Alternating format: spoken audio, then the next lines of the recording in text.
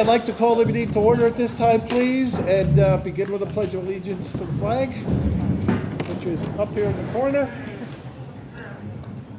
I pledge allegiance to the flag of the United States of America and to the republic for which it stands, one nation, under God, indivisible, with liberty and justice for all.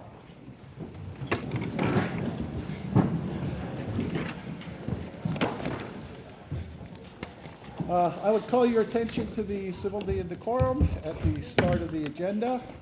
Please keep that in mind. At this time, may we have roll call, please? Ms.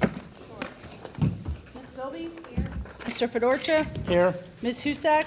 Here. Ms. Culp? Here. Ms. Snyder? Here. Ms. Thompson? Here. Mr. Weber? Here. Ms. Williams? Here. Mr. Green? Here. We have a quorum. Thank you very much.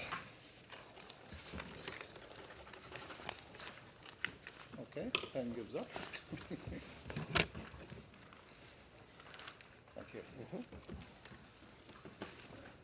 Okay, there's a lot of public comment here, public here tonight. If you want to comment on an agenda item, please, please, please, there are sheets out of the hall. Please sign up, put your name on there, tell us what you would like to comment on. If you just want to make a general comment, you can comment at the end of the meeting. That's when we'll have just general public comment. Comment is restricted to 5 minutes per item. It's also a case of you need to be a resident, a student, or an employee to address the board, unless you leave some special invocation like you're an architect making a presentation. That would be entirely different. Otherwise, you need to meet one of those 3 categories. I apologize for our tardiness. It says somewhere on here that we had a executive session. We did, and it ran over. We discussed personnel, litigation, safety report, and I think that pretty much covers it. Okay, you've all received copies of the regular school board meeting held on May 11th. Is there a motion to approve? Motion. Second. Second? Second. We have a second, thank you. Any discussion or questions? Hearing none, all those in favor signify by saying aye. Aye. Opposed, no. And so ordered. Okay, special board reports, CLIU, Ms. Husak. Thank you. Just a couple quick topics to talk about. Our meeting was held on May 20th. We do have a meeting coming up in June. A couple things that we talked about at our May meeting. During the month of May, it was National Mental Health Month. So we did events to support our students, staff, administration, feeling that it's very important to make sure that mental health is front of mind for all of us as we continue to work our efforts and foster a culture of understanding and support. Also coming up is our annual golf tournament, which will be held June 16th out at Old Homestead. As we mentioned, this does help facilitate some of our facility dogs, Lassie, Bobby Ray, and Gemma. And we also do adaptive bikes for our students with a partnership with Variety Charity, where our students are custom fitted with bicycles for those students who sometimes wouldn't have the ability normally to be able to ride a bike. So that's what those funds do go towards. We did also have a review of the Aspiring Leaders Program, which is a year-long event that culminates with going to out to Harrisburg to go to the state legislators. So that is an opportunity for our administration and those individuals looking to go into leadership roles within the educational facilities to be awarded and go into that PAIU Aspiring Leaders Program. As I mentioned, we do have a meeting in June. Other than that, no further comments. LCTI, Mr. Fedorcha. I'm happy to say that all school districts in our county and part of our LCTI approved the budget, so we have an LCTI budget. Our senior awards was May 28th at PPL Center. It was well done and also had extreme great decorum from the audience. I will say, considering we had 800 and some students walking across the stage. It moved quickly and it moved very smoothly. We are in negotiations right now with our custodial and maintenance staff. We're hoping to be able to get that done before schools open and can avoid a strike, but we're still in negotiations right now. A reminder that on June 18th at 4 p.m. at LCTI will be the surface supply sale. That's it. And we also elected Sarah Nemeth from Salisbury, re-elected her as our treasurer, but we are still going through a number of staff changes, even in the administration part right now. That's all I have, sir. Thank you very much, sir. Anything legislatively? Ms. Meyer? Not tonight. Not tonight, thank you very much. I don't have a report either tonight. We had a couple of retirees, hired some people. It was a pretty calm meeting, so nothing to really get excited about. You've all received copies of all the committee reports and their meetings for the attachments. Now, I would like, if no one objects, to move policy C on page 5 up to now, which basically says we're going to swear to our new board members who also happen to be in our high school. Student board member? Did I say student board? What did I say? Board member. I said student, close enough, student board member, whatever. So I think Attorney Attic will do that. So, But first, you need to vote. oh, we need to vote on You need to first. vote on her first, yes. Oh, okay. I second So the is there a motion to, A motion, and I'll second. That would be policy 6C. yeah, okay. I don't remember voting on them before, but okay, very good. All those in favor of swearing in the people and accepting the student representatives, please signify by saying aye. Aye. Opposed, no? And so ordered. Now, we can. So we're actually going to swear in Leah first? Raise your right hand. I do solemnly swear I do solemnly swear that I will support, obey, and defend that I will support, defend, and defend the Constitution of the United States the Constitution of the United States and the Constitution of this Commonwealth, and the Constitution of this Commonwealth, and that I will discharge the duties of my office with fidelity. that I will discharge the duties of my office with fidelity. Congratulations, Leah. You're sworn Thank in. you.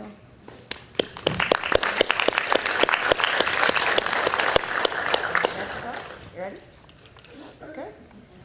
I do solemnly swear I do solemnly swear that I will support, obey, and defend that I will support, obey, and defend the Constitution of the United States the Constitution of the United States and the Constitution of this Commonwealth, and the Constitution of this Commonwealth, and that I will discharge the duties of my office and I would discharge the duties of my with office fidelity. with fidelity. Congratulations.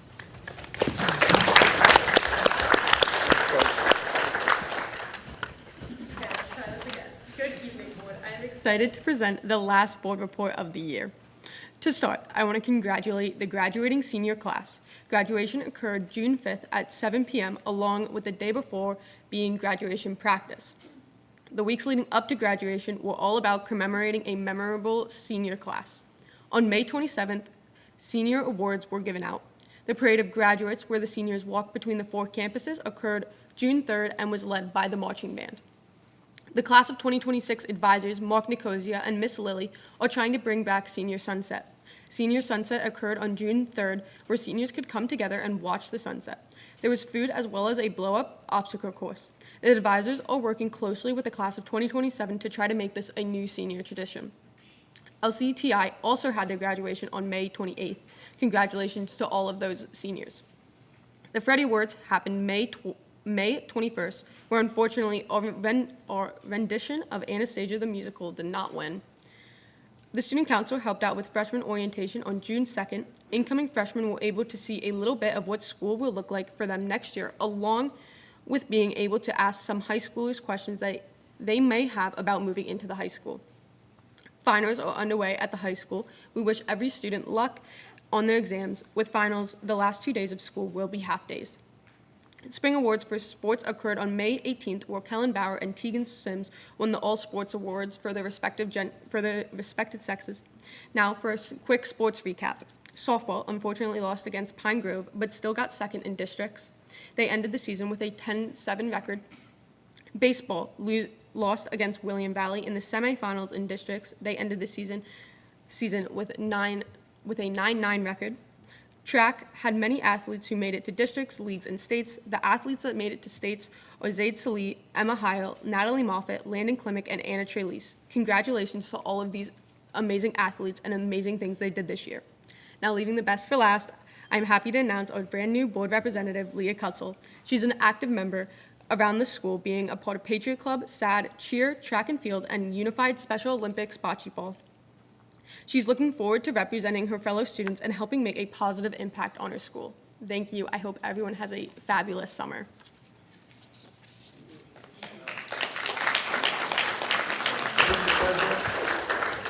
Do you want to say anything, Leo, while you're here, or no? We're happy to have you, Leah. Thank you. May I just say something, because I had it as part of my report, but I didn't do it because usually the student does it. But I do want to recognize that we have our CTOs are from the LCTI going to the national convention conferences or really Skills Olympic parts. But we do have 2 of our students from Northern Lehigh going to nationals, and that was Savannah Hill and Mallory McIntyre. So I just wanted that for the record. Thank you, sir. Thank you, Gary. Okay, we got by that solicitor. Anything this evening? No report, thank you. No report, thank you. Assistant Superintendent report, Dr. Stoker. Thank you. I have nothing this evening, but we will have the end of the year local data report in August when we return. Okay. Dr. Link, Superintendent. Mr. Green, are we going to do public comment after we give our reports? After I give my report? Yes. Okay. All right, so this evening for my report, I am happy to share that the past few weeks have been filled with end-of-year activities, including field days, moving up ceremonies, signing days, spring concerts, and award and scholarship ceremonies. Of special note, the incredible generosity of the Northern Lehigh community sponsored $164,710 in scholarships for members of the senior class. We are deeply grateful for the continued support our students receive from the community. It goes a very long way in helping those students as they transition into higher education or into the workforce. Of course, this past Friday marked the commencement ceremony for our newest group of alumni, the class of 2026. What began as a hot evening in the stadium ended with graduates tossing their caps into cooler skies. Congratulations to all of our graduates and best wishes as they begin the next chapter of their journeys. For all of our end-of-year activities, thank you to the staff, faculty, administration, families, and community members whose efforts made each event a success. I'm pleased to share that 7 of the 110 students that recently took the Act 35 Civics Knowledge exam earned perfect scores. Those students are Maya D'Souza, Beckett Fox, Andrew Maury, Riley Pennick, Brenna Muscarella, Landon Ager, and Garrett Smoyer. Congratulations to each of these outstanding students on this impressive achievement. Next, it is my great honor to announce that for the second time this year, the Lehigh Valley Educators Credit Union has donated $10,000 to support our Backpack Buddies program. This program helps ensure that students have access to food and nutritional support when their families are experiencing or may be at risk of experiencing food insecurity. With this latest contribution, the credit union has donated a total of $20,000 to support Backpack Buddies during the 25-26 school year and into the 26-27 school year. We are incredibly grateful for the Lehigh Valley Educators Credit Union's generosity and commitment to supporting the well-being of our students and families. Additionally, last week, as a result of a grocery store gift card drive organized by Nutropoli Bank, the bank donated $500 in gift cards that can be distributed to students and families in need to help combat food insecurity. We're incredibly grateful to both of these local banking institutions for thinking of the Northern Lehigh community and the students we serve. Their generosity and commitment to supporting our families makes a meaningful difference in the lives of our students. Next, I would like to acknowledge the donation of a trumpet valued at approximately $700 to the Slatington Elementary School music program. The instrument was generously donated by Miss Marianne Matiola. The music department is grateful for this thoughtful contribution and for Miss Matiola's support of our young musicians. Speaking of Miss Matiola, you'll notice that her name appears on this evening's agenda as she begins a well-earned retirement. I'd like to take a few moments to reflect on her outstanding career and the contributions she has made to the Northern Lehigh School District. Marianne Matiola will be retiring after 40 years of dedicated service to the Northern Lehigh School District. Ms. Matiola received her bachelor's degree from the College of Misericordia and continued through her education by earning her master's. During her distinguished career at Northern Lehigh, she served in a variety of roles, including part-time and full-time art teacher, fine arts department chair, decorating club advisor, freshman class advisor, sophomore class advisor, junior class advisor, and senior class advisor, summer learning program instructor, yearbook club advisor, teacher of the gifted, and most recently, a member of the English language development department. As an educator, Ms. Matiola inspired generations of students to develop a deep appreciation for the visual arts while nurturing their creativity and artistic talents. Her passion for teaching helped students build confidence, express themselves through art, and develop skills that extended far beyond the classroom. In her role as an English as a second language teacher, Ms. Matiola made a profound impact on the lives of countless students and families. She worked tirelessly to help English language learners, many of whom arrived at Northern Lehigh as newcomers with little or no English proficiency, develop the language skills necessary to succeed academically and socially. Through her patience, compassion, and dedication, she helps students gain confidence in their ability to communicate, learn, and thrive in their new school community. Beyond her direct work with students, Ms. Matiola served as a valuable resource and advocate for English language learners throughout the district. She collaborated closely with classroom teachers, providing guidance, instructional support, and strategies to help meet the unique needs of multilingual learners. Ms. Matiola's commitment to education and her unwavering support of the students will leave a lasting legacy. She will be truly missed by the students, staff, and families of the Northern Lehigh School District. I believe Ms. Matiola is here this evening. In the right. Well, here she, hi, Marianne.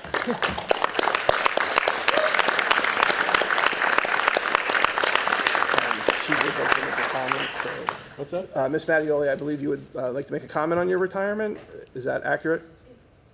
Sure.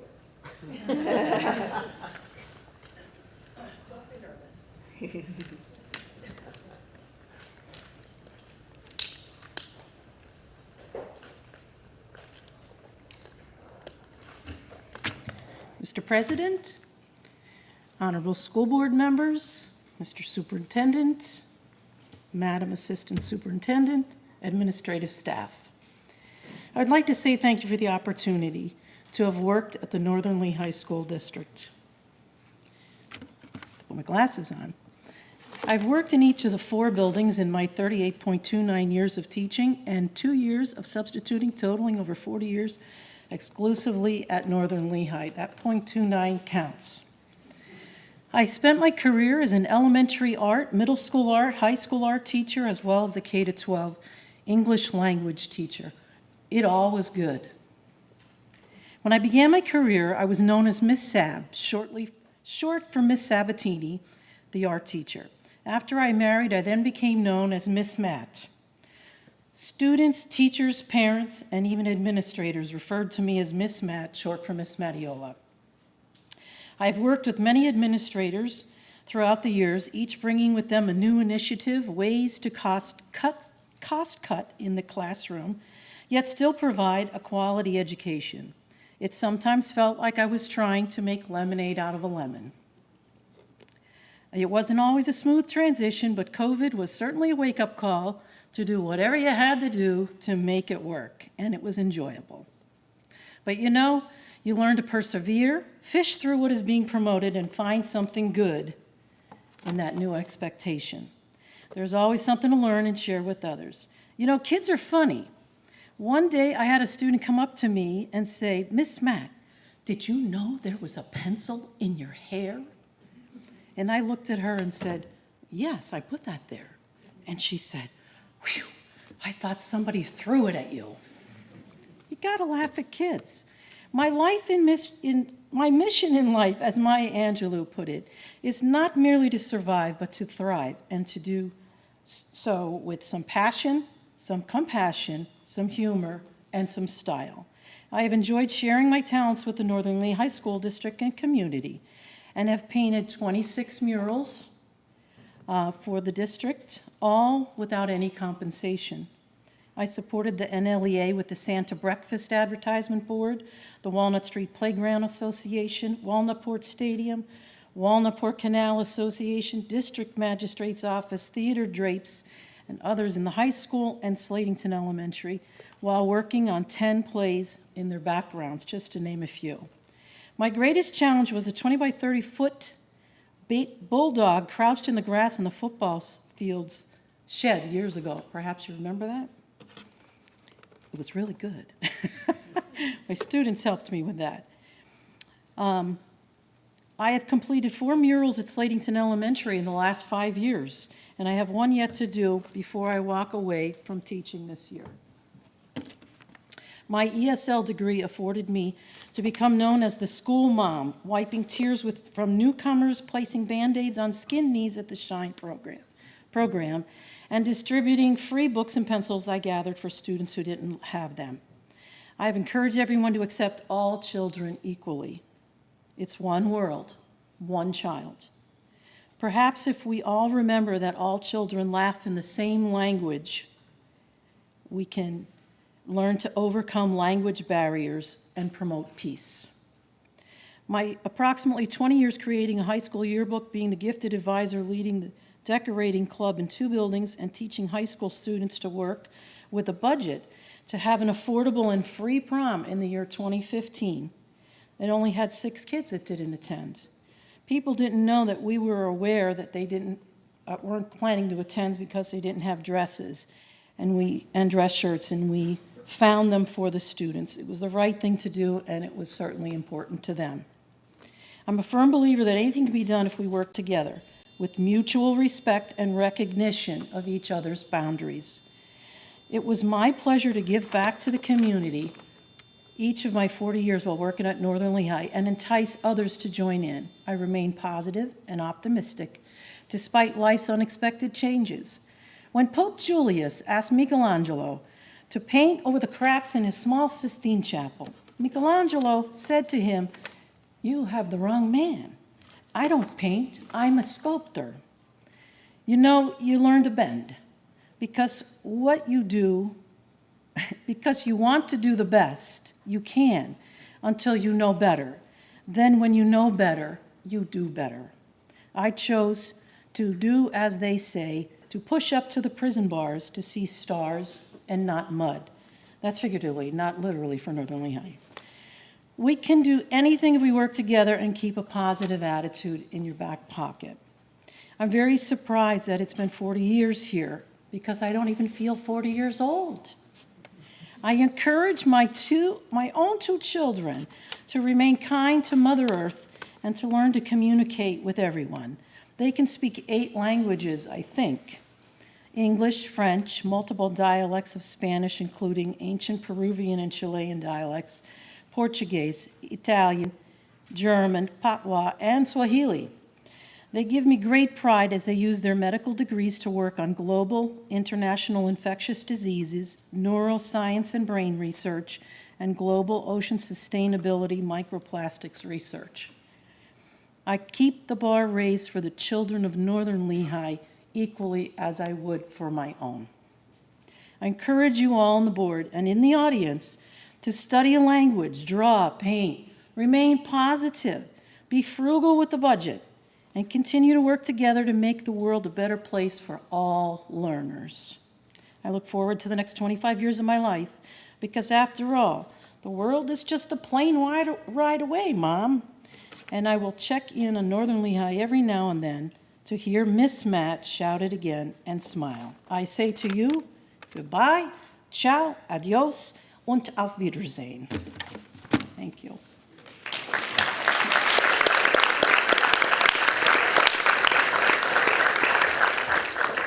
Thank you for your service. Really appreciate it. You've done a great job. You will So be you and missed. I understand each other. We're gonna do the business manager's report, then public comment, and then adoption of the budget? Is that what you were thinking, or not? Yes, sir. Okay, just so we're on the same page.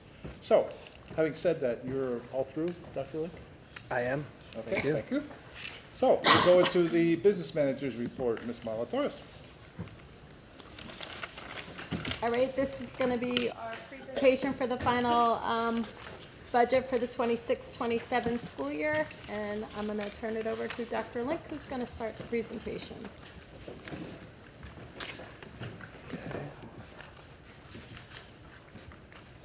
For some reason, this is not projecting right. Give me 1 second here, ladies and gentlemen.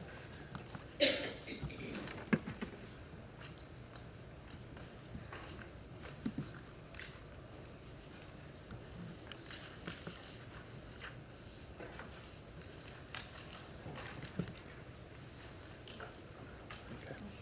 I don't know why it's not going in the slide mode.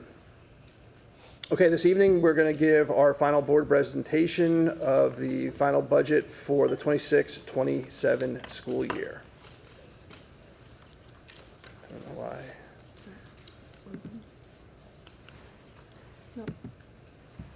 Nope.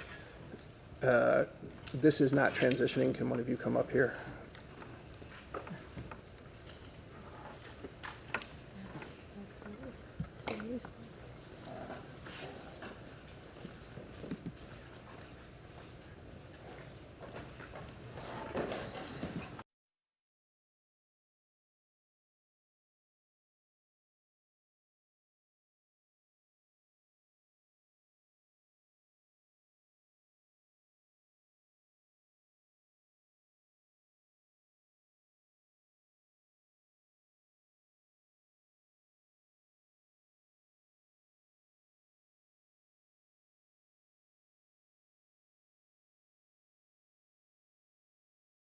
Thank you, Mr. Hill. So this evening, we're going to give the school year, 26-27 school year board final budget. And I'll start with a slide here that you've seen before with some additional annotation at the bottom.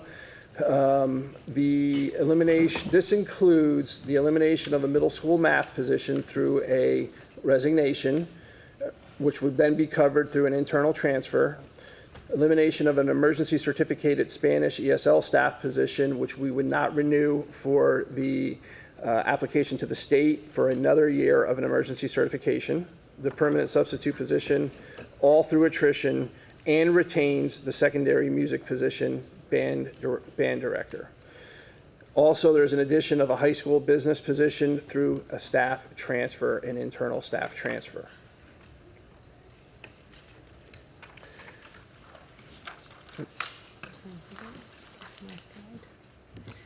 All right, so after our finance committee meeting on last Monday evening, we took the direction from the board at that point in time on what they wanted to see in our budget.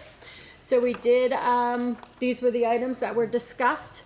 The other department budgets, we had each one of the building budgets were cut by 2%. We removed Canvas from Peters Elementary School since they will not need Canvas anymore because we are transitioning away from one-to-one devices at that building, which is this $80,000 for the technology K through 2.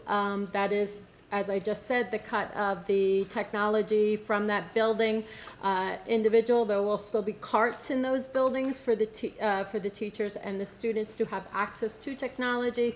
They just won't be in their hands all day long. We cut the Northern Lehigh Police Department by $5,000, the superintendent's budget by $5,000, professional development by $10,000, board budget by $5,000, legal by $5,000. District property insurance, our insurance came in less expensive than originally projected, so that was a $10,000 cut. Special education budget was cut by 10. The transfer that we do every year to CR due to St. Luke's donations, that we are keeping in the general fund to offset athletic costs for this year. Transportation reduction of $144,000 and LCTI reduction of $163,000. That's just what we are paying less by $163 than what was in the original budget. Originally on these other budget, department budget adjustments was the library. We have put the library back in the budget. That's why you're not gonna see that on these slides.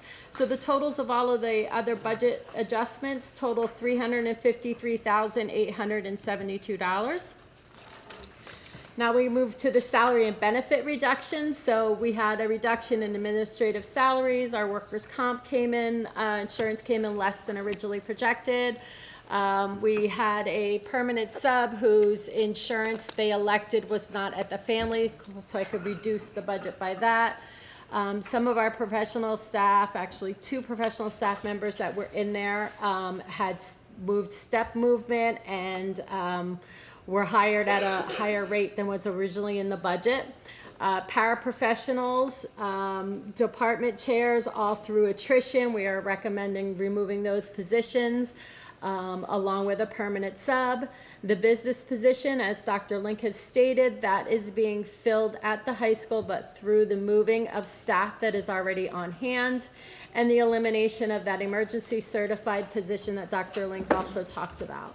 So the total savings in our salary and benefit reduction is $537,862.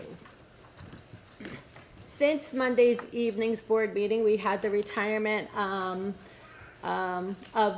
Miss Matiola, who was just up here, but we will need to fill her position, so that's why you see her deduction at $152,547 in red, and the replacement for her is roughly about $140, depending upon where we're able to hire somebody and what kind of medical benefits they choose. And then we did have the resignation of a middle school math teacher, and we are recommending that we can cover that in-house and through attrition not fill that position. With the salary and benefit positions that were listed just on the previous slide, we lose some revenue because of that. So this is the deduct from the revenue side, because we're not going to have paying as much FICA, paying as much retirement. So we need to offset our subsidy payments that we would be getting, that we're not going to get as much as what we originally would because we cut our salaries. Last, we increased some of our revenues for our basic ed. We increased that by $50,000. Our special ed subsidy, we increased by $25,000. We received a donation from our Education Foundation for our STEAM camp busing for the summer. That's $4,100. We increased our interim real estate tax by $3,500. Real estate transfer tax by $50,000, and delinquent per capita by $2,000. So when we look back at our April deficit, we were at $3,275,211. Of that, we were using some fund balance for one-time purchases, along with other items to balance the budget, like increase in PSERS and increase in medical debt service payments. The board at the Finance Committee meeting on Monday evening made the recommendation to the board that they did not want to purchase the furniture, replacement furniture at Slatington and Slatington and the high school next year. So we're going to take that off of our expenditures because they were actually expenditures within the budget. So that takes that April deficit now down to $3,175,211. And then our one-time purchases for, as I said, the water softener, debt service payment, the new math curriculum, healthcare increases. We were at a little over $1.2 million. We're now down to $1,118,150, and that is leaving us with a total deficit as of when we did the preliminary budget in April. We're now at $2,057,061. That is with no tax increase in the budget at that point in time. The Board of Education will make the decision tonight on where they want to land with the budget, with a tax increase. So looking at the whole picture, we had $2,057,061. We took out that total building department budgets of the $353. We took out the salary and benefits at $537. We took out the new salary and benefit reductions of the retirement that just happened, along with that, the math resignation. So that's a savings of 121,333. Again, I have to put money back into the budget because we're not getting as much revenue for some of those salary and benefit items that happened. So that's an increase of 107,132. And then we increased our revenues by 134,688. So right now, our June deficit without any tax increase in the budget is $1,016,438.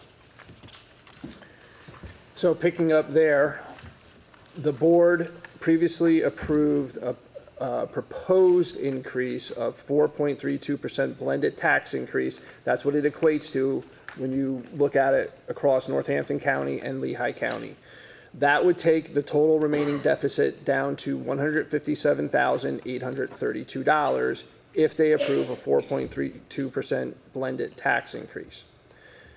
If you drop down to 4.25% blended tax increase, you'll see that the remaining deficit then would be $168,817. And you can see how it steps down 0.25% each time down to 3.5% blended tax increase, which would then be a total remaining deficit of $315,361.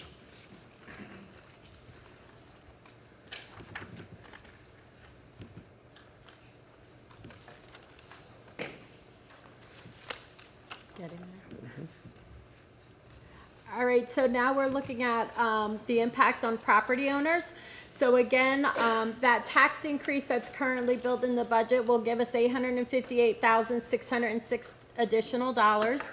Our Lehigh County home assessed at a median assessed value is $152,550. So you can see that last year's tax bill was $3,964.99. If we did the 4.31, that taxpayer at that median assessed would see an increase in their tax bill of $109. And then you could see it step down each one as we stepped it down. Northampton County is $46,250 is their median assessed home value.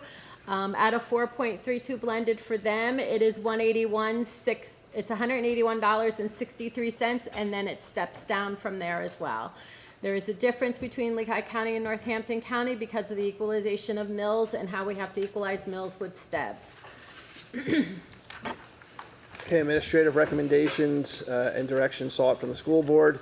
Administration is recommending utilization of fund balance for one-time math curriculum, debt service payment, and healthcare increases.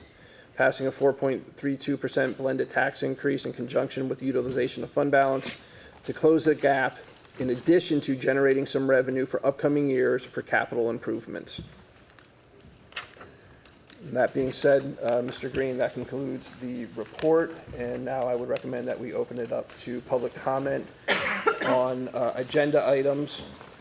Looks like most people want to speak on the budget, and there's a couple people that are looking to speak just on general comments. First, we have Mr. Dave Hauser, and he's looking to speak on J, business manager's report, I believe.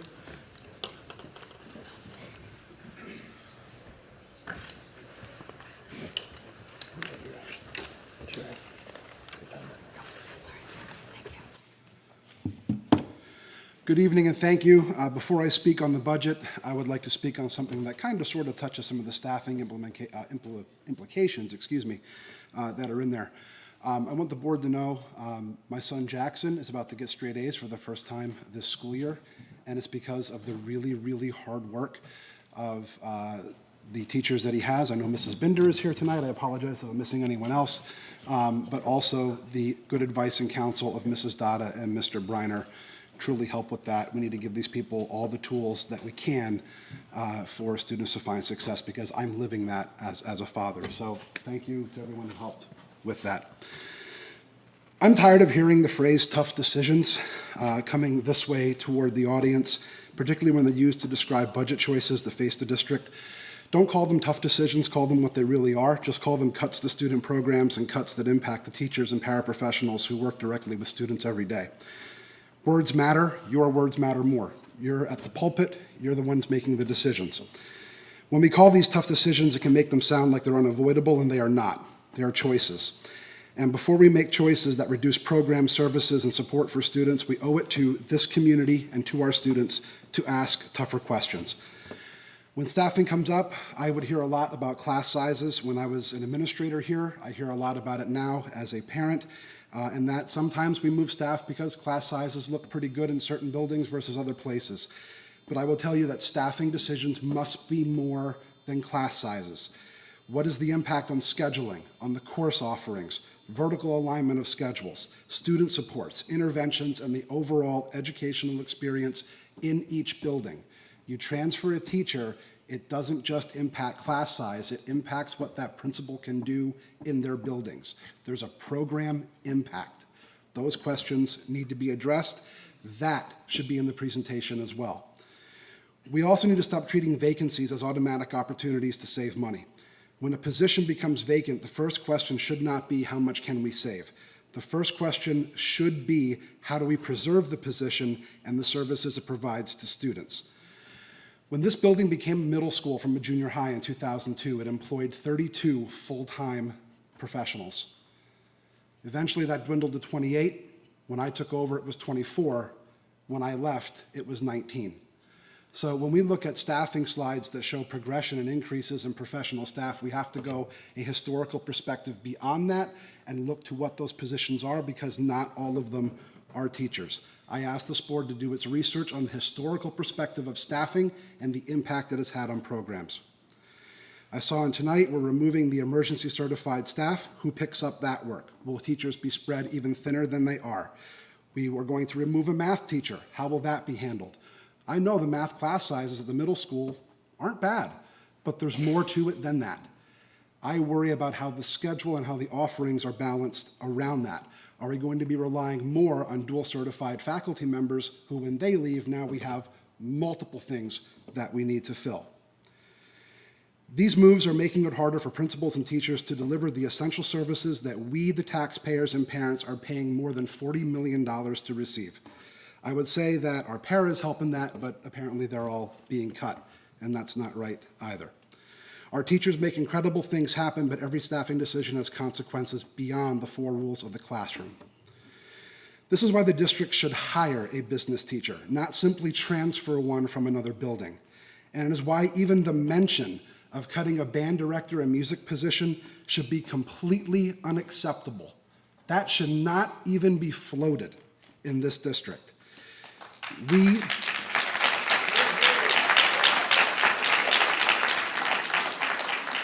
We should be strengthening programs, not spreading staff even thinner. Our students deserve the same rich educational experiences and diverse programming that families expect in any school district. Yes, we must live within our means, but we also need to make decisions that are student-centered. We must protect the integrity of our programs, the well-being of our teachers. I'll say that one again, the well-being of our teachers and building principals, and the experiences that help students succeed. If we're truly talking about tough decisions, let's talk about the fund balance. I praise Dr. Link and Mrs. Molatoris for following best practices and keeping a fund balance with multiple months of monies in there in case things happen. That's great. But we are well above that, to the tunes of millions of dollars. This board can make motions to tap into savings because we're at that rainy day. I don't want you using fund balance for recurring costs unless absolutely necessary, but we're there now. I'm out of time. Thank you very much. I hope you consider that. Thank you. Thank you, Mr. Hauser. Next, we have Mr. Justin Jakovitz.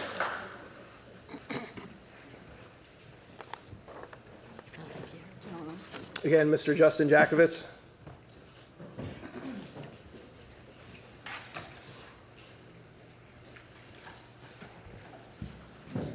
So I signed up for multiple items. You want me to just go for one right now, or do you want me to read all? I think I signed up for 3 different ones. So this will be your 5 minutes. Okay, for all 3. You get 5. Yep. So the first one would be for the committee minutes from last week, the attachments that are on there. So this is 3E. Those attachments are just the agenda, and they're not minutes. Did you guys review those? Like, there's no notes, there's no minutes. It's just, It's the agenda from the committee meeting last week. That's what you're voting to approve right now. It's just that agenda. There's no notes on there. Was that reviewed prior to today? Did anybody on the board review that? Did anybody on the administration review that? Because I did, but 1 through 7, or 1 through 6, I apologize. They're just the agenda, they're not minutes. So I would hold off on voting on that. I thought there was a lot of important discussion last week. That should be in the minutes before you guys vote. No comment? I mean, did anybody did anybody look it over? That's concerning to me. It's the exact agenda from the committee meeting that you're voting on as minutes right now, and there's no notes on there. Who are the chair people from the committees? Did they take notes last week? Isn't that what's supposed to be happening at the committee meetings? I know you don't have to respond, but you're looking silly right now because you're approving something that has no notes or any type of minutes on it. It says it right here, minutes from Technology Committee all the way through 1 through 6. How are you going to vote on something where there's no minutes? I don't understand. Not even sure what to say just based on your facial reactions. It's just ridiculous. Second one I'm going to comment on is 5B. So Mr. Hauser hit on this one, but moving Ms. Wolf or Mrs. Wolf from from Slayton Elementary to a secondary business teacher, that seems like an internal move. I would question what is the impact of that. I, as a board member, would want to know how it's impacting the elementary school where she's leaving from, and then what is the impact on the secondary schools, I'm assuming it's middle and high school, that she's going to. So when you guys discuss, I would suggest discussing that, because essentially you're moving her, but then you're losing an elementary teacher in the process. So we're doing more, as Mr. Hauser said, kind of, we're losing staff, but we're creatively moving them to pretend like we're filling positions when we're really not. We're really removing it from the district, as he said, with the different numbers there. Okay. The next one is number 10A. So this is the retirement incentive plan. I would be interested to see this. It said it was distributed to board members only. Maybe the solicitor could provide some feedback on this. Why is it board members only and not available to the public for that? That's new business, number 10A, retirement incentive plan for 25-26. It says distributed to board members only. I mean, I could do a right to know for everything, which I'm going to get to that with my general comments, but, okay.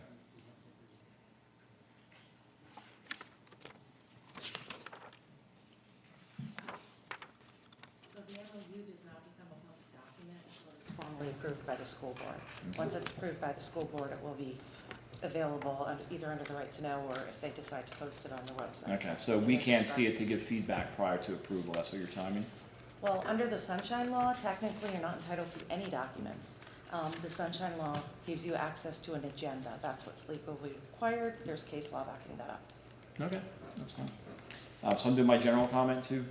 Everything's combined under 5 minutes. Is that what we're doing? Or is this still, yeah, okay. So I just want to follow up. I sent a very lengthy email this week. My major concern, I can go into a lot of different things, but I'm pressed for time here today. From the committee meeting last week, I spoke a lot there. I followed up with an email to all the school board, and I think pretty much almost all the administrative staff of the school district. And I basically got a response that, we're not giving out information. Some of the things that I asked for, which I mentioned last week, was in position descriptions for administration, where I feel should be posted on the website, and also a line item expense sheet showing where our money is actually being spent. Again, some school districts actually put this directly on their website. So it's not just the agenda, it's not just basic information. I think that's very transparent, and that's what our expectations are as a community, is to see that information. So I sent a very lengthy email. I got one school board member responded back to me, which was nice, but my concern is that we come to committee meetings, we come to these meetings, we bring concerns, nobody responds, and nobody is responding to emails as well. So that's very concerning as a member of the community. How are we supposed to communicate with you if you're not going to respond there and you're not going to respond to emails? So I would really like for you to either answer here or you can respond to the emails. Thank you.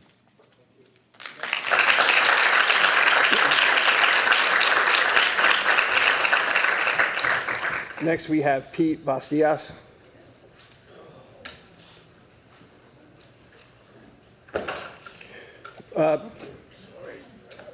sorry, Mr. Vastias, are you going to comment on an agenda item now, or is it a general comment, which would that? General comment, like I listed in the paper.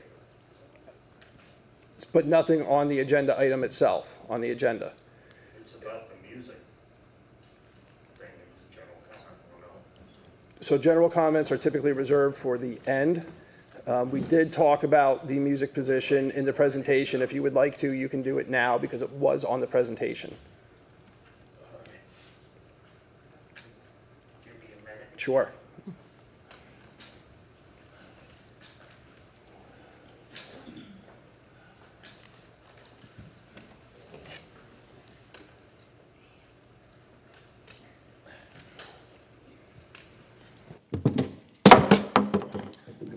Claude Debussy, the French composer, said, "The true magic of a song lies in the intentional space pauses and breaths between the sounds.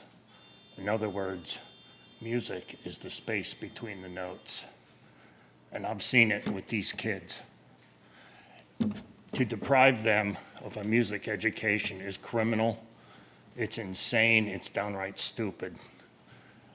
To even consider such a travesty goes against everything education stands for.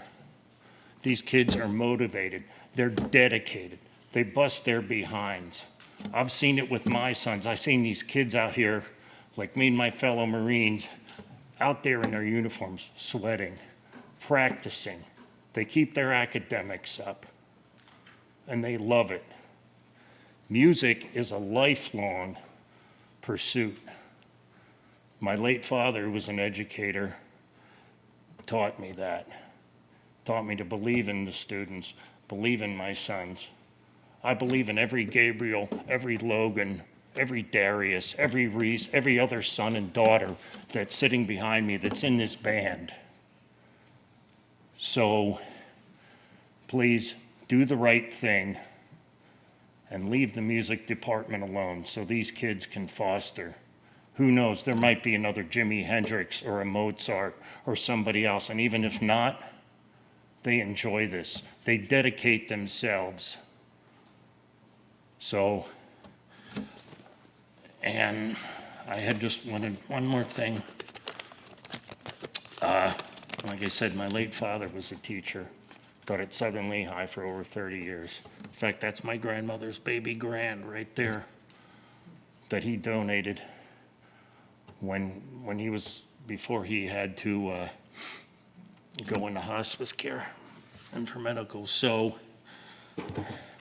what I am gonna do, and I can't afford it, but I am making a donation to the Northern Lehigh Music Department for whatever these kids can do, however they can use it.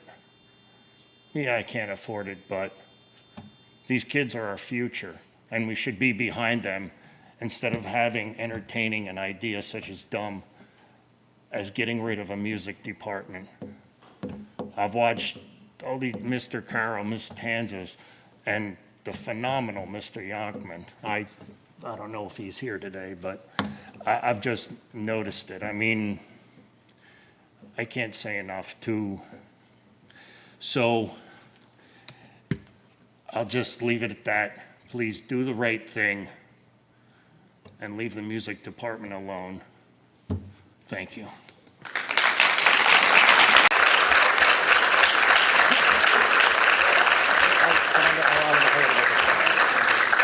I know you don't like this, but I just want to say something. As of the committee meeting, the band is back in the budget. It's not proved yet, but it's back in. If that comes out of the budget, there will be an opportunity to comment on that. I'm just saying that if you're thinking of making comments about the band is currently part of the recommendation for the budget. That's where we're at the moment, okay? So I just wanted to say that so everybody knows where we're at, okay? Next, we have Mrs. Mary Frank.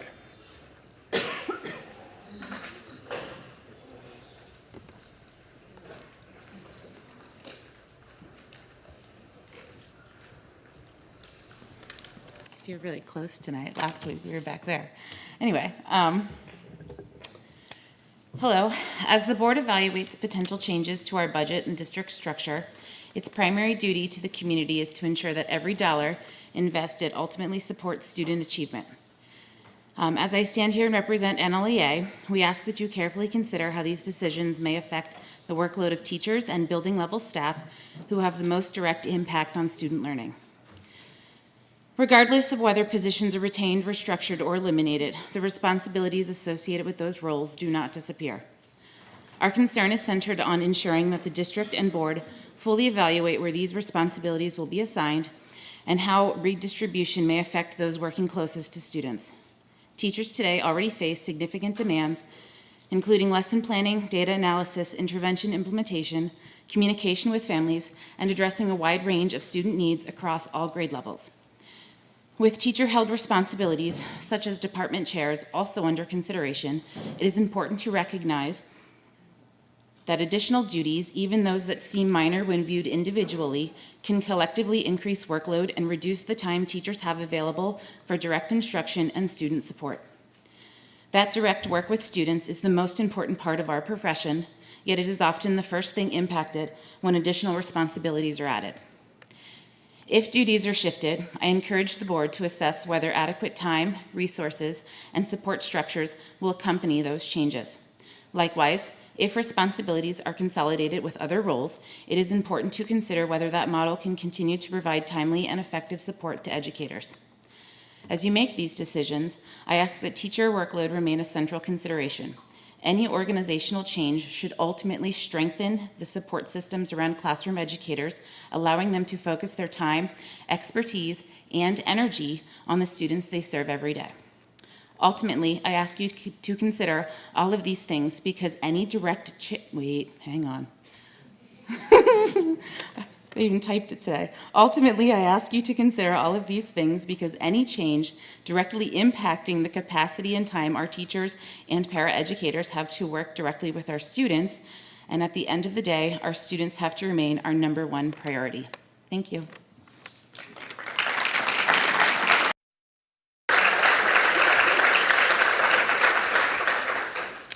Next, we have Justin Scholl. Mr. Scholl, do you want to comment? You have bylaws and general comment. So which specific agenda item? Can you just move me to recognition of guests at the end? Yes, sir. Thank you. I just need to put a note.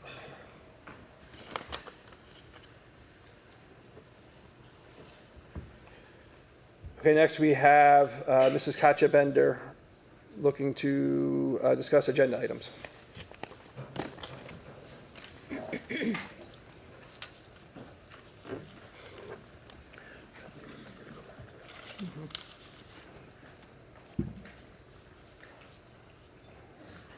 So there are two separate agenda items I wanted to speak on tonight. Does the same policy apply that I have 5 minutes for both, even though they're not related? You have 5 minutes for public comment.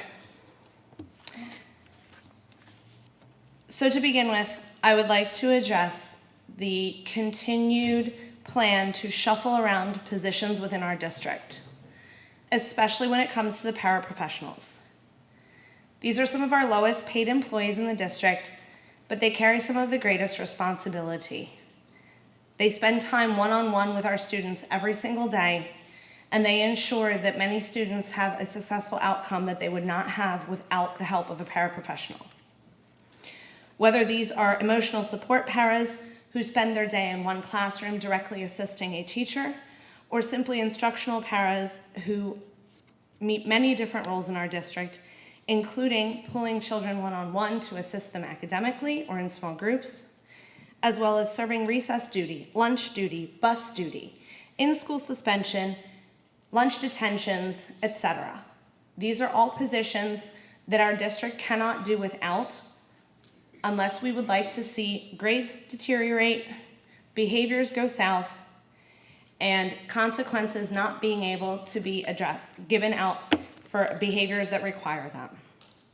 If we remove too many paras from our district, who will cover in-school suspensions? Or will we simply continue throwing students into the main office where they can hear all the goings-on of the day and it violates the privacy of other students? Who will cover lunch detentions? Or will we continue requiring students to eat at a small desk inside of the main office, again violating the privacy of other students? Who will cover recess duty? Or will we simply take recess away from students because teachers must use that time to handle IEPs, phone calls to parents, and other meetings? Who will take care of our lunch duties when our lunch aides positions cannot be filled because they have quit due to the behavior of students? We live in a society where, unfortunately, teachers are somehow expected to be the parents for all students. As a result, the behavioral management requirements in our buildings are something that was never before seen in society, in our state and in our district. By removing paraprofessionals, you're removing teachers' ability to teach because they will be required to do the parenting for those parents who do not wish to parent their children. While I don't agree with this, it's an unfortunate reality, and those children who are adequately parented also have the right to learn and be educated and should not have to give up the teacher's time so that they can manage children who struggle behaviorally. Children also struggle academically but are not always eligible for IEPs or 504 plans. Our paraprofessionals are vital to their educational success. If you remove them, how is a teacher supposed to spend time individually with these students while still trying to educate 24 other students in the classroom? Shuffling them around, making it look like you're not decreasing the numbers, doesn't actually work. In addition, I would like to point out that at no time during any of this budget revamping have we addressed the fact that we are a top-heavy district and our upper administration is overpaid. I would now like to move on to the other item I would like to speak on. That would be in Part 5 Personnel, letter G, the rescinding of the appointment of Coach Charles Kresge as the middle school boys soccer coach. I do not see another appointment listed in place of that position. Last year, my son played on the middle school boys soccer team. A coach was not appointed until the very day of the start of PIAA season. They had no chance for summer workouts, no opportunity to recruit, and they were left with a 10-player team that was supposed to compete against the other schools in our area. He was able to recruit my oldest son as a freshman to play as their goalie, who had never played soccer since he was 6 years old and gave it a whirl once. These 11 kids worked their butts off and ended up with a winning season. And it had everything to do with the fact that they had a competent coach who worked very hard to do what he could in the minimal amount of time given. If you are rescinding this appointment, I expect there to be a solution to this before the last minute again, or we are simply shooting our sports program in the foot that we so excitedly started just a year ago. Thank you.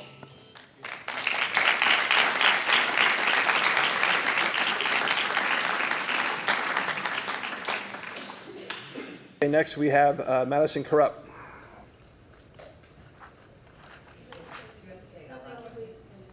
No, thank you? Okay.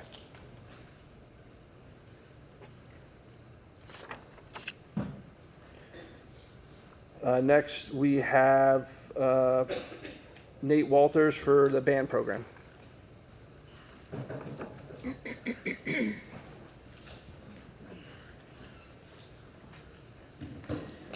Well, I'd like to comment on filling the music education role in the high school, which was mentioned in the proposed budget, which hasn't been approved yet, which is why I'd like to comment on it. Is your place of residence? Legally, 322A Oak Street, Monoport, Pennsylvania. This says Hoboken, New Jersey. That's temporary. It's because I'm a college student. I don't actually legally live there. Are you living in the district is the question? Yes, I live in Monoport, Pennsylvania. 322A Oak Street, 01808.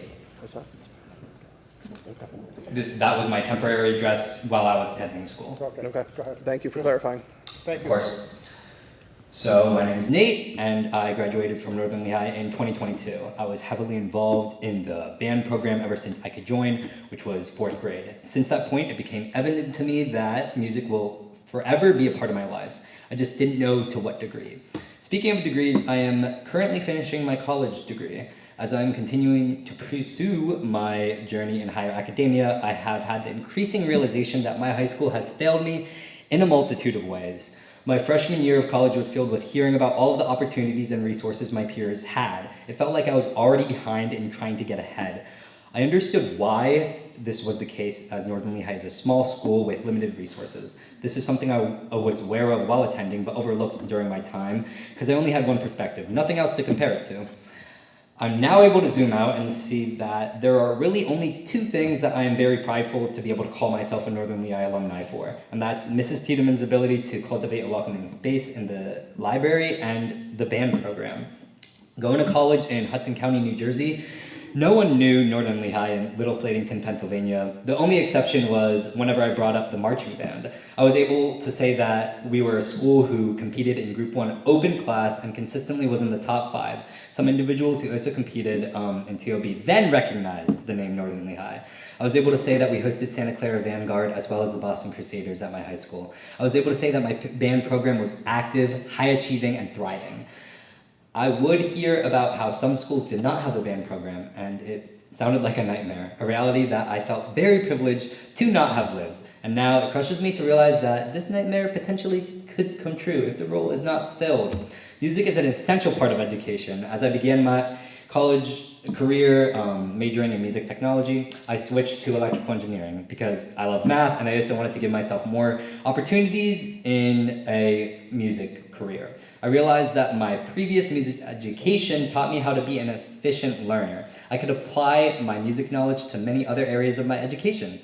I was sitting in my differential equations course learning about the fast Fourier transform, an algorithm that takes signal and breaks it into its fundamental frequency components, and it clicked.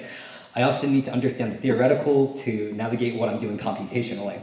My brain was able to pull knowledge from when I was sitting in band class with Mr. David Carroll, learning about how different musical pitches create contrasting pressurized waves moving in at different frequencies. This gave me intuition for mathematical computation of frequency analysis. The same could be said for when I was in my computer science lecture learning about the software Max MSP. This is a complex language using node-based visual scripting systems where different functions in programmable boxes would link to other functions. I started to connect my understanding of signal flow, a concept that was first introduced to me in marching band, to executing programmable functions. Setting up all of the electronics used in marching band was a technical process with many moving parts. The real-world experience has allowed me to have a deeper understanding in my circuit systems class as well. Again, being able to follow how current travels through different mediums to a destination. Marching band and music has not only positively contributed to what I've learned, but how I learn. Having to memorize complex music with key changes, metered polyrhythms, and intricate melodies allowed me to internalize the process of intaking multidimensional information and having an output for it. My mind runs through the same processes while learning and playing music as it does while I'm solving complex physics or math equations. Marching band and music engages with your brain in a unique way that no other activities do offer. It's a full exercise of the body and mind that requires excessive cognitive abilities. I encourage all of the school board members to do extensive research of how valuable music education is for developing the brain. Countless studies support my personal accounts for music's ability to increase neuroplasticity. Marching band and band class were the only high school experiences that I can confidently say prepared me for an academically rigorous environment and a mentally demanding schedule. Marching band requires discipline, focus, and time management skills. These are all things that I now carry with me through my adult life. Music has currently a part of my life. I'm a drummer in 2 bands, I work live sound gigs, and I am gonna enter a career that involves electrical engineering and music. All of the success that I have in my life can be attributed to music. I refuse to sit and watch the school take another opportunity away in an environment where there is already so little possibilities to be had. Thank you. Thank you.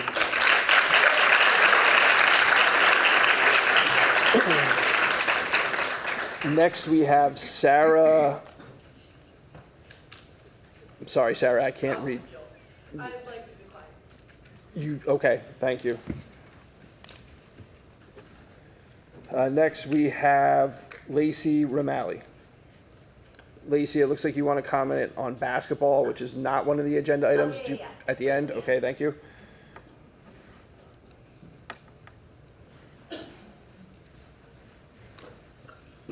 Okay, next we have Noah Stetler.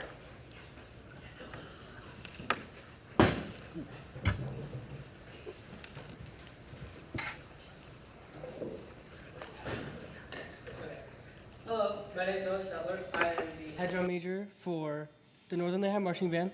I spoke here last week, and I would like to say thank you for adding band back into the budget for the foreseeable future. And I would like to thank, I'm sorry I forget your name, for your apology last week. It has been greatly accepted. And to Mrs. Culp for, after the segment was over, coming down here and shaking my hand after and apologizing then too. Band is greatly appreciated at our school, and our community in band is also here to support us. There aren't people here from just Northern Lehigh, it's Northwestern and Nazareth, and a bunch of people watching at home. It's greatly appreciated. Thank you guys for adding it back. And remember, learning, leading, and learning, leading, learning, and living to make every story better. Thank you.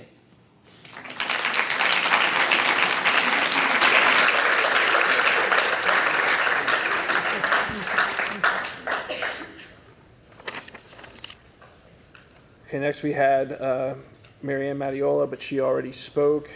And now we have Matthew Corrupt.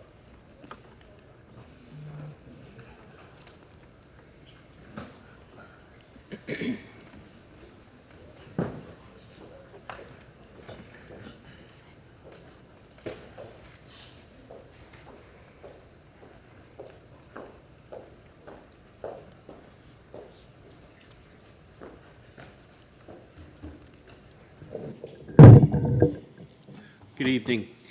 I'll just keep my comments really brief. First, on behalf of the parents in the community, thank you very much for keeping the band program, because these kids work their butts off every day of the week and twice on Sunday. And it is definitely proven during a lot of things.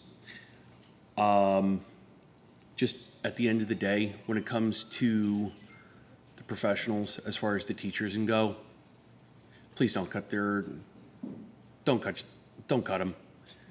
because it's them that mentors and takes care of them. Remember, we took an oath. It's not to leave these kids behind. And at the end of the day, we leave these kids behind and we are just as guilty. So, to the students, parents, and community of the Northern Lehigh School District that came to support your peers for this cause, I will say this. You should be 100% proud of yourselves in everything you have said and done to save this program, to keep your song heard. You have shown true Northern Lehigh Bulldog pride and spirit. With that, I would like to thank the school board for your time. And with that, go Dogs.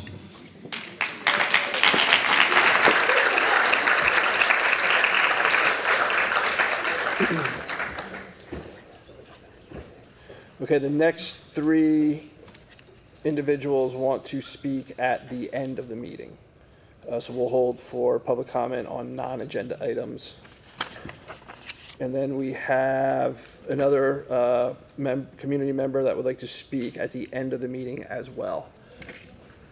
So that is everyone that signed up to speak on agenda items this evening. Thank you. Thank you. So that being said, Mr. Green, at this time, administration is looking for direction on the approval of the 26-27 school year budget. And as a reference, we will let that slide back up on the screen, and you have the same in your packets. Okay, we're looking for a motion on the budget. The recommendation is what you're seeing in item A there. Is there a motion to approve that item?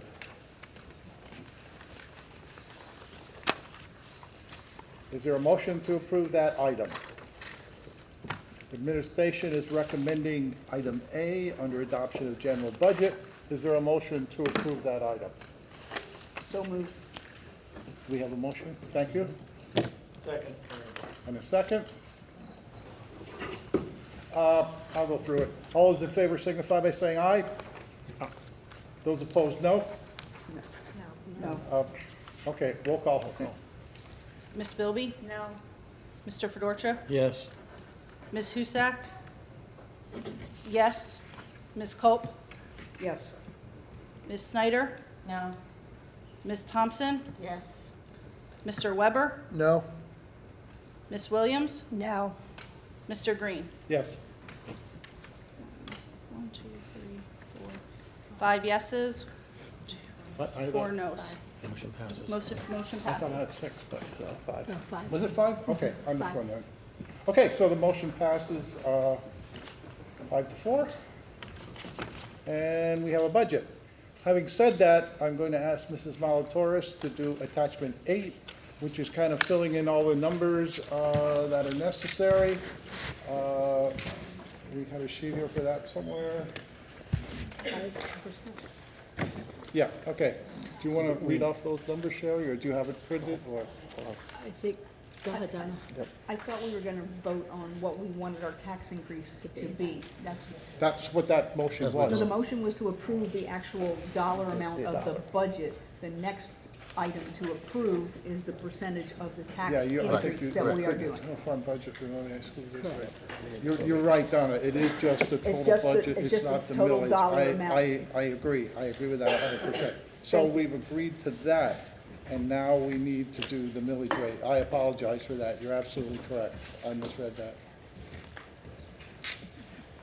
So then we need a motion to approve the, I'm gonna say at this point, the 4.38, I think it is blended rate? 4.32. Yep. 4.22, is it? 3.2. 3.2 blended. 4.32, thank you.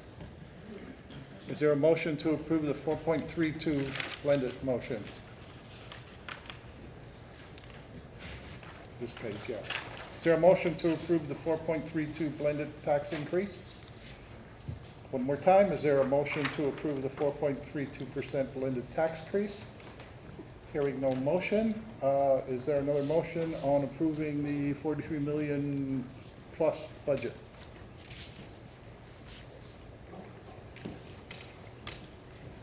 Anyone, any place, anywhere you want to go? I'd like to make a motion for a 2% increase. A I know it's 2%. not on this sheet, but we can do the numbers to figure it out. A 2% increase? And then the difference will come where, Mr. Weber, if I may ask? Fund that balance. From where? Fund balance. Fund balance. Okay, thank you. I have another sheet here.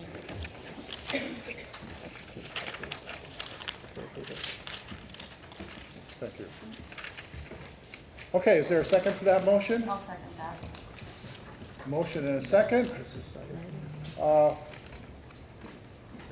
those in favor signify by saying aye. Aye. Opposed, no? No. No? Okay, roll call? Mr. Fedorcha? Yes. Ms. Husak? Yes. Ms. Culp? Yes. Ms. Snyder? Yes. Ms. Thompson? Yes. Mr. Weber? Yes. Ms. Williams? Yes. Ms. Bilby? No. Mr. Green? I would be a no, but it doesn't matter. Motion is Motion- approved, 2% motion increase, the approved. rest from fund balance. You have your direction on that, you're okay? She'll need a minute to fill in the blanks. Just a minute.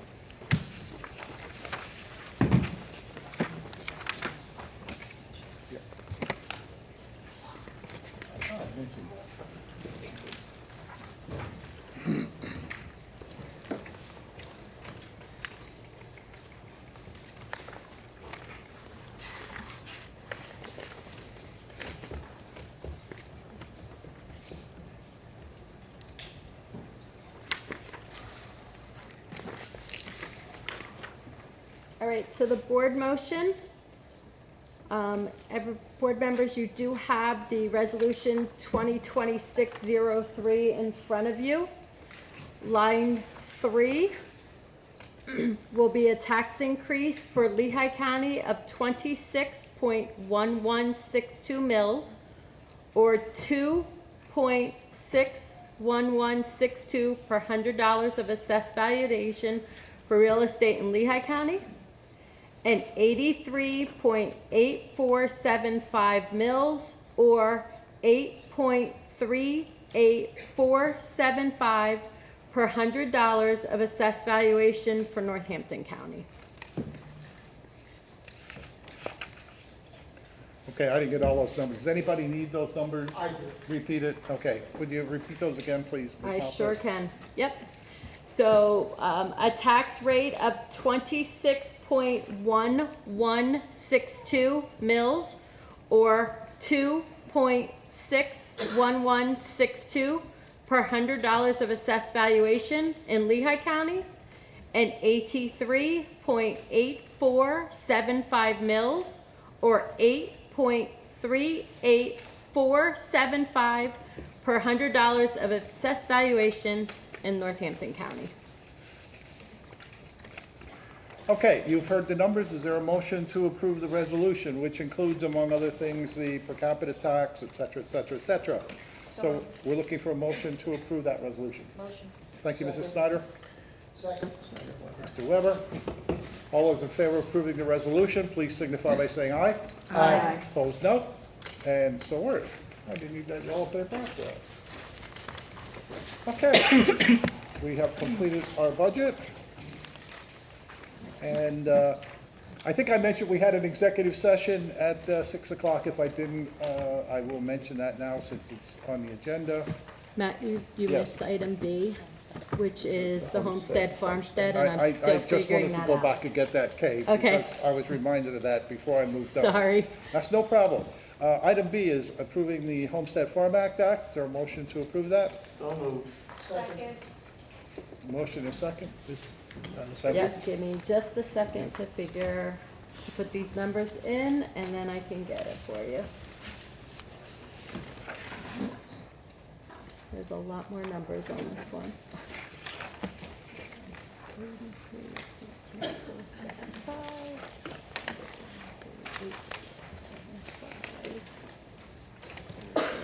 County is 19333, and Northampton County is 6021. While she's doing that, you do have a band next year, by the way, so just in case you were wondering, that's approved now, so.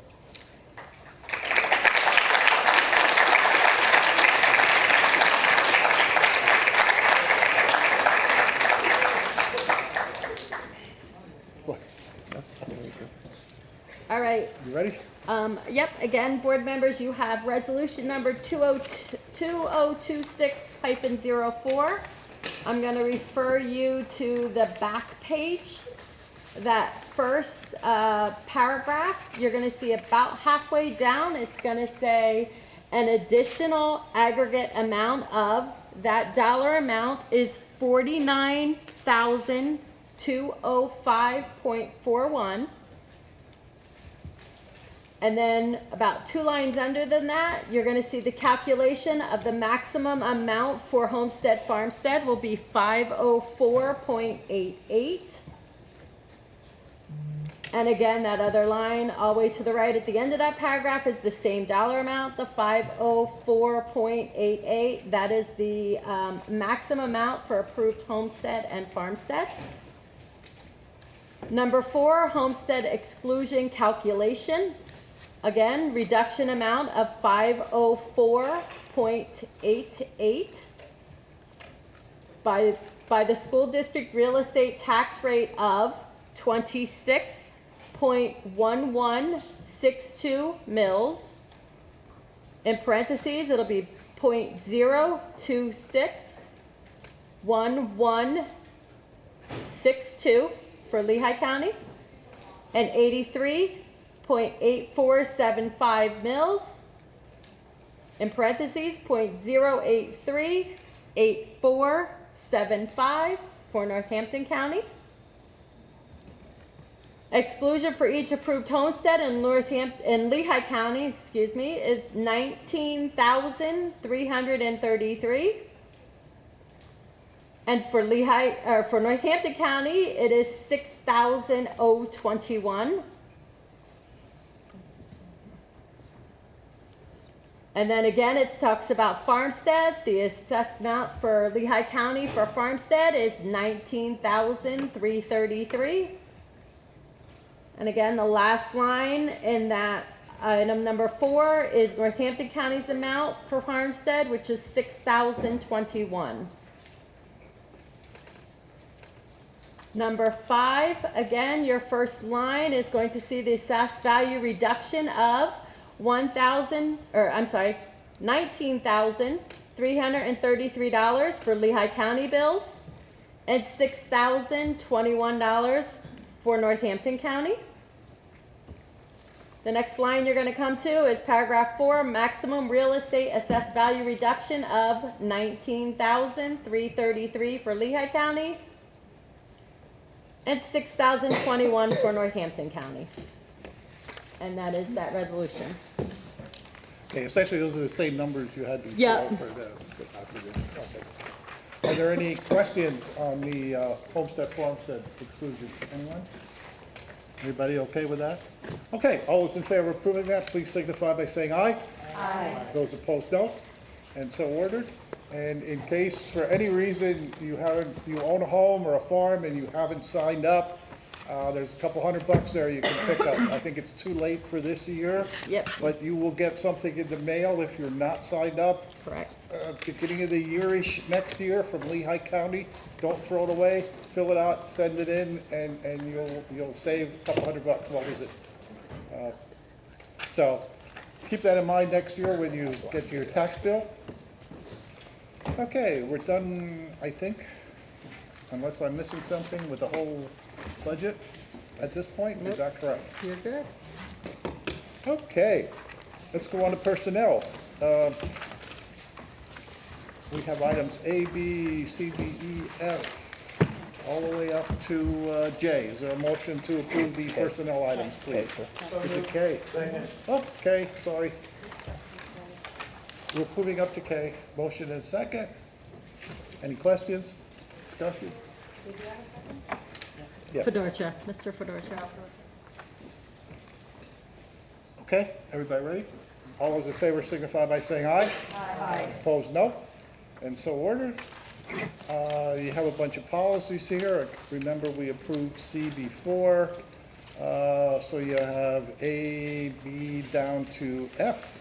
Is there a motion to approve those items? Motion and a second. Any questions? Can we Yes. just make it to the public that there was, that the handbook stuff is now online for those that are asking the question right now with the student handbook changes? They're available online in our paper copies on the back table. Okay, Ms. Bilby, you okay with that? Yep. Thank you. Any other questions? Hearing none, all those in favor signify by saying aye. Aye. Opposed, no. And so ordered. Mr. Green, I'd like to make a comment. Just to the folks who came here for the band, I know you were concerned about whether we will be continuing with it. As a matter of fact, we just approved 2 new clubs that will affect the band, the choir and the guitar club. So I hope you enjoy those 2 new opportunities that you'll have at Northern Lehigh. Thank you. Thank you, Ms. Call. That was a good point. Thank you for putting that out. I have nothing under conferences. Curriculum and instruction, we have, what, A and B? Is there a motion to approve those items? Second. Motion and second. Any questions or discussion? Hearing none, all those in favor signify by saying aye. Aye. Opposed, no. And so ordered. I would do new business A, vote new business B. I would do each one separately. Okay, we can do that, yeah. There's been a request to divide this up, so we're gonna do new business A. the retirement incentive plan. Is there a motion for new business A, the incentive plan? Motion. Motion, second? I think you all received copies of that. Are there any questions on it? Hearing none, all those in favor signify by saying aye. Aye. Opposed, no. And so ordered. Business B, we have items A and B, so we're looking only at new business B. Is there a motion to approve that? Motion. Second. Any questions or discussion? Hearing none, all those in favor signify by saying aye. Aye. Opposed, no. And so ordered. And then we have new business C, ABC. Is there a motion to approve new business C? So moved. Second. Who's that, Donna? Or, yeah, okay, thank you. Any questions on new business C? Hearing none, all those in favor signify by saying aye. Aye. Those opposed, no. And so ordered.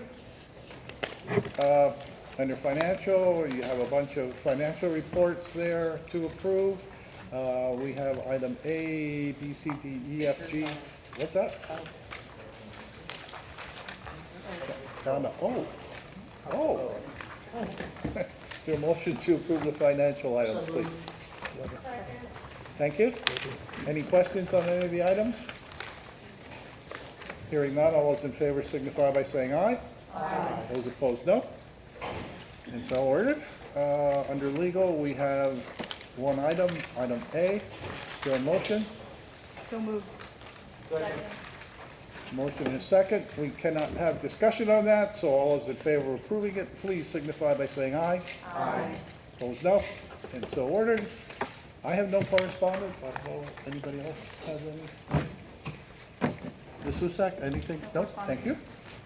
Got a couple information items there, 1, 2, and 3. Okay, now we're going to go back to recognition of guests who want to speak on other items.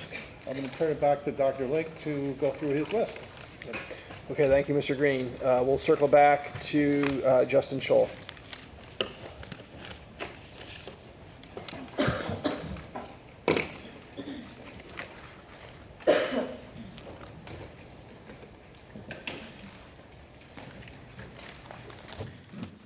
Good evening to the members of the school board. My name is Justin Scholl. I've lived in this community for 19 years and currently have a child attending this high school. I'm here tonight to express my serious concern regarding the vote involving Coach Brandon Hibbler and the damaging impact that this decision has had on students, athletes, and the community. Allegations were made against Mr. Hibbler by an individual who appears to have pursued a personal agenda. Those allegations have since been shown to be unfounded. Despite that, this board proceeded in a manner that raises significant concerns about fairness, transparency, and the adherence to its own governing policies. Specifically, there appears to have been a direct violation of the school board's bylaws under section 006 meetings, subsections 48, 49, and 50 regarding conflicts of interest. If this board intends to operate with integrity and accountability, it must acknowledge that a vote conducted under those circumstances lacks credibility and should either be reconsidered or elevated to a higher authority for review. What's most troubling is the appearance of the member of this board to use the position to advance the personal agenda rather than act in the best interest of the district, the students, and the athletic programs. The role of a school board member is to serve the community impartially and not allow personal grievances or relationships to influence official decisions. Coach Hibbler has built something meaningful within this program. He's brought structure, accountability, vision, genuine care for the students he coaches. The girls respect him, support him, and enjoy being part of the program he created. The disappointment following last month's denied motion was immediate and very real. The players themselves gathered afterward, upset and searching for ways to advocate for changes that they felt unheard and disregarded. Emails have been sent that have gone unfounded. No reply, no comment, nothing. Meanwhile, this district faces far more pressing issues that we have just seen that demand the board's full attention. There is a reported budget shortfall, ongoing curriculum concerns, high turnover among staff, coaches, and unresolved facility issues. Yet the focus appears misplaced in matters driven by politics and personal conflicts rather than the actual needs of students and taxpayers. Allowing said board member with a direct personal interest in this matter to participate in the vote despite the appearance of conflict, despite allegations later shown to be unsubstantiated, severely damages public trust. As a father and longtime member of this community, this entire situation has left me questioning whether this board is truly committed to doing what is right for students, families, and the district as a whole. Thank you.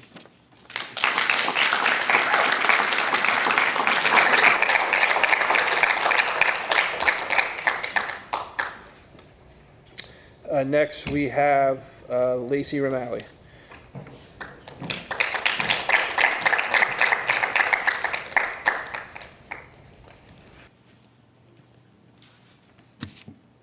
Good evening, members of the school board. Thank you for allowing me to speak tonight. I am here not only as a parent, but as someone who has witnessed firsthand what this basketball program has meant to these girls, including my own daughter. I respectfully ask the members who voted against Coach Hibbler to reconsider your decision and take another look at the impact this will have on the players, the program, and the future of girls basketball in our community. I ask each of you to put yourselves in our position, and not as board members for a moment, but as parents, grandparents, former athletes, and simply people who remember what it felt like to belong to something bigger than yourselves. If this were your child coming home devastated, confused, and heartbroken over losing a coach they trusted, respected, and believed in, what would you want the board to do? Wouldn't you want every voice to be heard? Wouldn't you want decisions that affect your child to be based on facts, fairness, and fully understanding of the situation? This season was about far more than wins and losses. It was about growth, confidence, teamwork, accountability, resilience, and feeling supported. Coach Hibbler created an environment where these girls felt valued. He challenged them, encouraged them, believed in them, and helped them become better athletes and better young women. Throughout all of the years my children have participated in sports, I can honestly say this has been one of the most positive experiences we've ever had. The communication, leadership, dedication, and genuine care shown to the players did not go unnoticed. It was evident not only to the girls, but also to the parents who watched the team grow throughout the season. That is why this decision has been so difficult for many of us to understand. I understand there was an incident this season that raised concerns. However, my understanding is that the matter was fully investigated, addressed, and resulted in no findings of misconduct. If that understanding is correct, then I respectfully ask, what message are we sending to these student athletes if a coach who led with integrity, invested in his players, and was found to have committed no misconduct can still lose his position? Many families are struggling to understand how this decision aligns with the outcome of that investigation. When decisions appear disconnected from the facts that were established, it can leave students, parents, community members questioning the fairness of the process. At a time when we teach our children the importance of honesty, accountability, and due process, it is important that they see those same principles reflected in the decisions made by the adults entrusted to lead this district. I also respectfully ask, how many members of the board had the opportunity to attend games this season, observe Coach Hibbler firsthand, and see how he interacted with the players, parents, fans, community, and hear directly from the young women whose lives are most impacted by this decision? Because at the center of all this are not policies, politics, or opinions. At the center of this are the girls. These student athletes are the heart of this program. They are watching how adults handle conflict, fairness, leadership, accountability. They are learning from us all right now. And many of these girls have spoken openly about the positive impact Coach Hibbler had on their lives. They trusted him, respected him, felt supported by him. For some, basketball was more than a sport. It was a place where they felt confident, encouraged, and believed in. Many of those same girls are hurt, they're disappointed, they're confused, they're questioning why their voices seem to matter so little in a decision that affects them the most. The hardest part is knowing that this didn't have to happen. The girls should be looking forward to the next season and continuing to build on the foundation that was created and focusing on their growth as athletes and young women. Instead, they are hurt, confused, and wondering why a coach who supported them, believed in them, and helped them grow is no longer being given the opportunity to continue leading the program. Please do not allow one resolved incident to overshadow an entire season of positive leadership, mentorship, growth, and success. Please do not take away a coach these girls trust and believe without fully considering the long-term impact this decision will have on the program and the young women who still remain. I'm sorry? Okay. I ask you sincerely and respectfully to reconsider your vote and reevaluate the decision with the students at the center of it. Because years from now, these girls may not remember every score, they won't remember every game or every season, but they will remember the adults who stood up for them, listened to them, and showed them that their voices matter. Thank you so much for your time.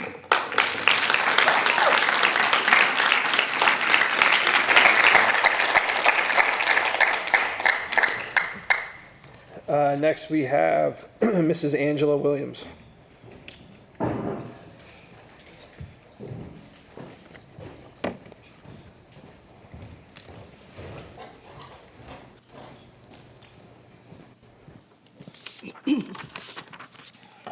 Hello, my name is Angela Williams.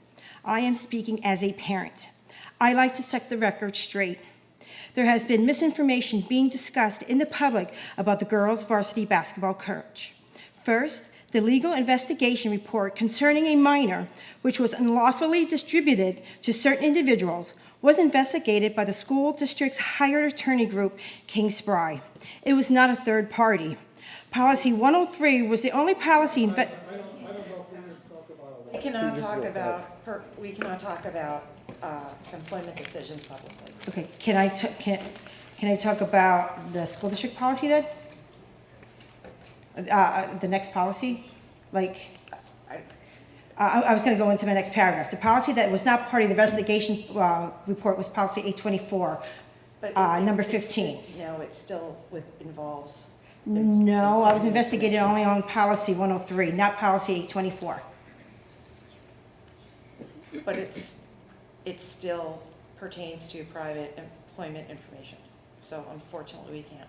I apologize, but that's the law. So I can't explain what happened to my daughter. You can state your factual, What happened? what you allege happened, but in Okay, terms of okay, investigation, all right. Okay, decisions. okay, conclusions, I will do that. Okay, what occurred was that 3 adult men were in a room alone with my teenage daughter, telling her to keep a secret while the rest of the team was sent across the street to the middle school. She was without adult representation, pressured to keep something a secret, and her teammates were not even in the building. My daughter was isolated physically from anyone who could have supported her at the time. Also, one of these men was not even approved by the school board to be in the room with my daughter. When your child comes home as in a state of a disarray and keeps repeating over and over, I can't tell you. I'm not allowed to tell anyone. As a parent, I was sickened about the thought of what had happened. This is every mother's nightmare. If a child comes to you and indicates that something has occurred to them but is unable to share the details, would you choose to overlook their words or brush it off by saying, "Oh, that's just nonsense"? Would you tell a child who's being abused or has experienced trauma that it's nothing, just get over it, move on? I doubt it. Since my experience with the administration, I understand why parents and students do not come forward when they have a problem or concerns. I now understand when there is a problem, it gets swept under the rug. To the parents of children who are facing bullying or pressure, I urge you to collect the evidence. Ask to review any available videos. Trust your children and take the necessary steps to support your child and others. I pray what my daughter experienced never happens to another student in our district. Next, we have Ariana Williams. Christine.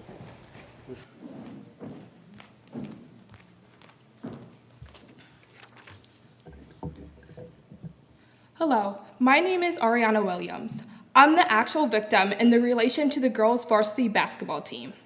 It is disheartening that I needed to stand here in front of everyone to tell something personal due to the incorrect lies that have been spread regarding my family. I understand everyone has an opinion based on facts not fully disclosed. The truth is, the incident that was filed was an internal school investigation. While I can't really say anything about the school board's decision on what I'm about to share, I can assume that those who voted no for bringing back the coach have their own reasons. I would like each of you to picture this scenario I'm about to tell you. You have a child that is in school, whether in sports, band, or ECT. You are taken into a room with 3 grown men, the door closed, and your teammates are sent over to another school. So now your child is by themselves, no one to assist them if they needed it, and no parent present. After their interaction and situation takes place, your child is then told not to tell anyone about this, not even their parents. Keep in mind, one of the adult men in the room isn't a coach, an assistant, or an approved board volunteer for basketball. This is every parent's nightmare. Whether something serious or non-serious occurs, you never want your child to find themselves in that situation. I was. The emotional distress I went through still affects me today. I suffered from panic attacks for months after that. It was hard to talk to anyone about what happened. I truly hope no child ever has to endure what I went through.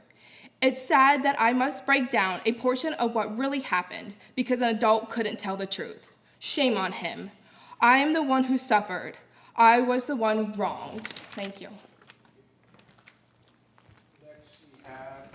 Robin Ugardis. You good? Yeah. Next, we have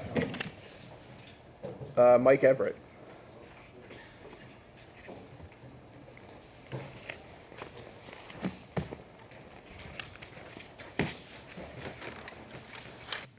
The only reason I'm here tonight is I was told it was the school board at the last Italy meeting by the assistant superintendent who insists that as a parent, not a chaperone going on this trip with my wife, kids, that my bags are going to be searched.